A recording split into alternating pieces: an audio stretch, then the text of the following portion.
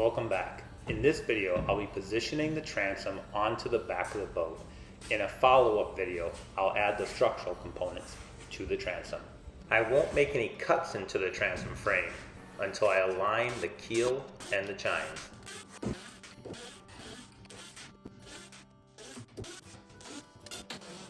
Viewer discretion advised.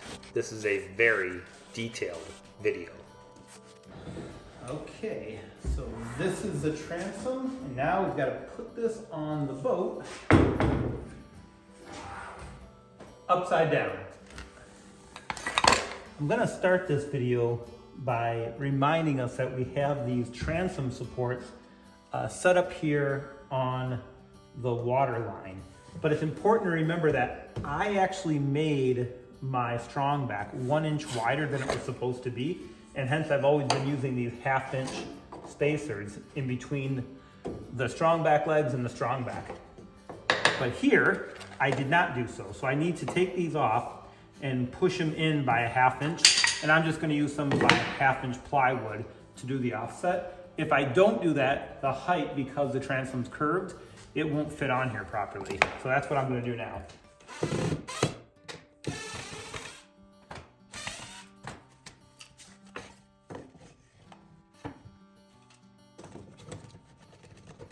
It's really important to ensure the Strongback legs are perpendicular to the water line.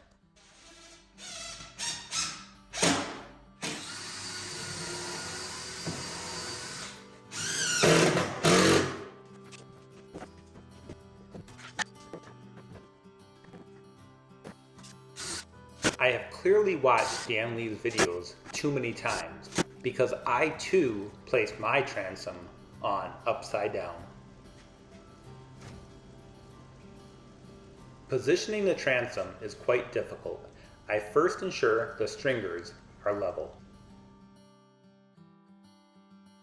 I then ran a laser line down the length of the boat to ensure the transom was centered port to starboard side.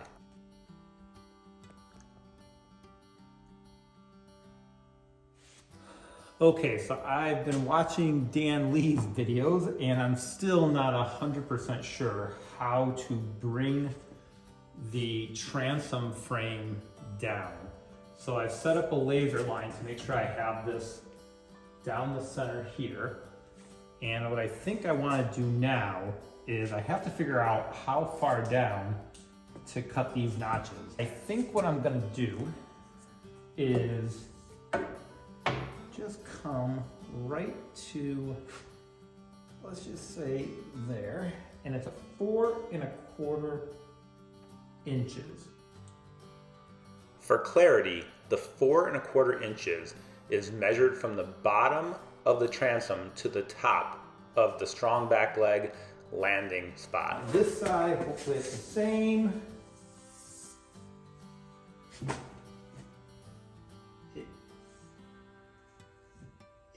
Here it says 4 inches, so I'm a little bit nervous. On this inside, 4 1/4. So this is quite difficult to figure out what to do here. So I'm gonna start by notching this down 4 inches. And I'm gonna have to get a marker because the pencil does not write on epoxy.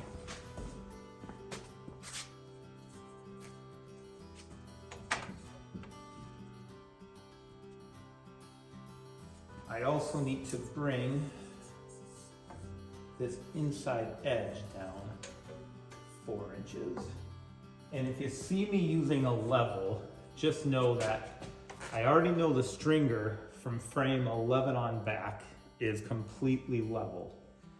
So if I'm gonna cut a notch, and this frame is vertical up and down, the transom is vertical up and down, so I know I want that to be perpendicular. So I'm putting this level line. I'm gonna have to talk to the wardrobe department about my collar. So I can see where I need to cut these.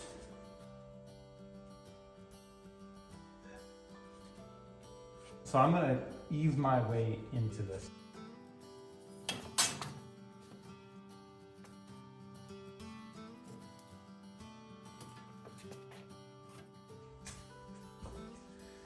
So if you see this saw, the teeth on the bottom are for cross cutting and the teeth on the top are for rip sawing. So in this case, I'll get a chance to use both of them. First with the cross cut.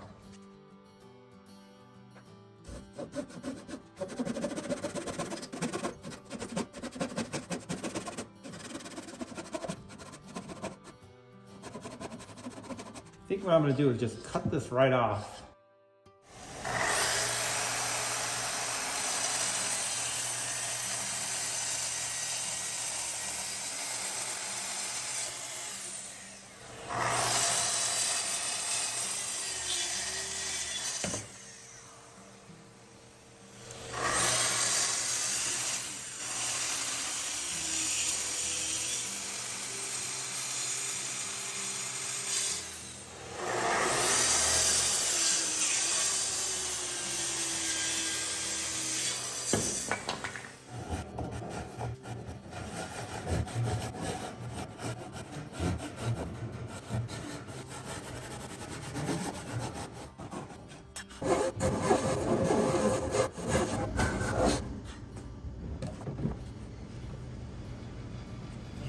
Make sure this is vertical. I gotta bring this edge in 2 inches. I gotta notch this in another 2 inches. So I'm gonna come in 1.5 inches off this edge and 2 inches off this edge. I should probably explain, I need to bring the entire transom forward by 2 inches. But on the inner edge of the stringer, the transom's already 1/2 inch away from the stringer. Therefore, I only need to cut 1.5 inches off the inner edge. That seems about right. I don't like it, but I do think it's correct.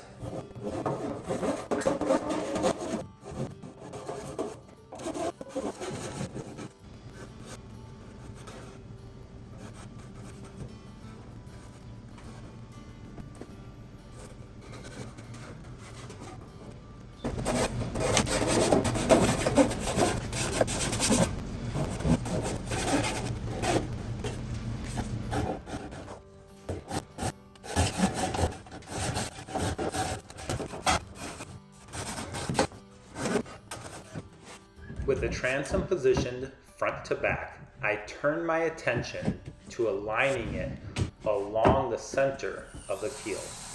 The first step is to clean up the frames to fit the keel.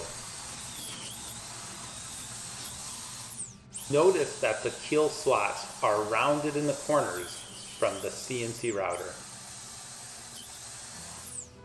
Using the track saw, I cut 1/2 inch thick sapele lumber to fit the width of the keel slots. I then put a 1/4 inch round onto each board so that it fits into the keel slot.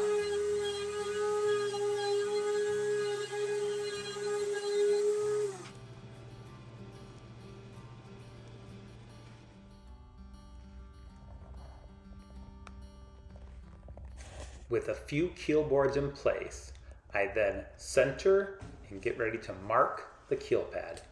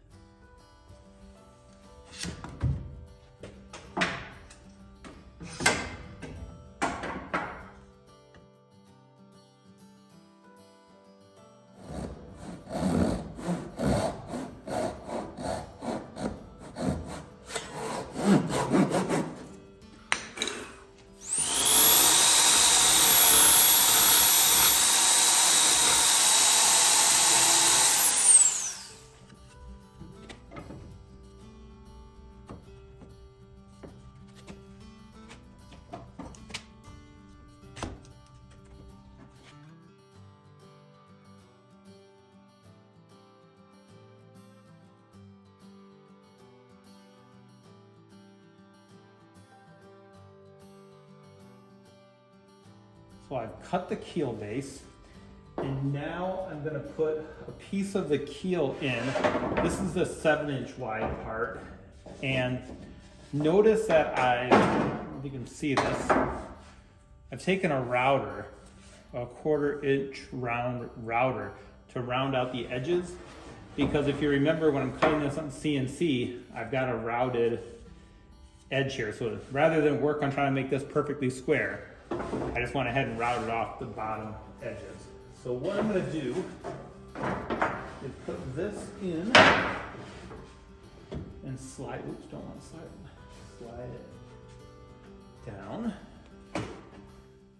Then I mark the center of the keel.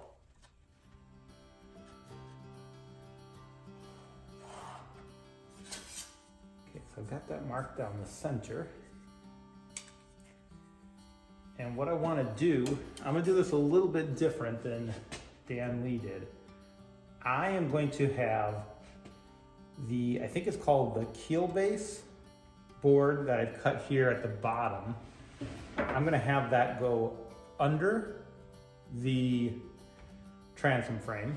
I'm going to take my second layer and I'm going to butt it up, and then I'm going to decide when I cut through this to build my laminate layer.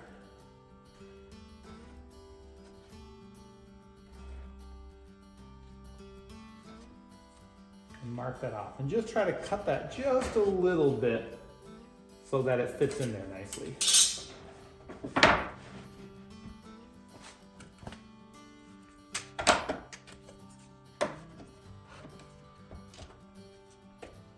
So I'm kind of tight on space here, but as I work on the transom, I think this is called the keel base. I notched it and cut it in to fit onto the transom. Then I'm going to take my first 7-inch wide board that goes on for the keel, and I'm just going to butt it right up into the transom. I know Dan Lee cut right through the transom and laminated it. I think I'm going to do it a little bit differently. Maybe the next one I'll actually notch out the transom and put it together, but a little bit nervous to cut that transom at this point, that transom frame. And then I have this 7-inch wide board going forward. It stops after frame 11, and then on top of it will sit some 4-inch wide board. So I'll show you how that comes together in a little bit. One more thing I want to show you here is you can see there's a gap between frame 13 and this board. So still, as much alignment as I've done, I clearly need to go back through and check. I can't tell you if frame 13 is too low or the transom and frame 12 are too high, but that's what we'll be looking for. Now on to the positioning of the stringers. In the 3D model, we see that the stringers should be 28 inches apart or 14 inches each off center. Unfortunately, my stringers are skewed to the port side, and the culprit was frame 12. Now it's time to attach the large gussets.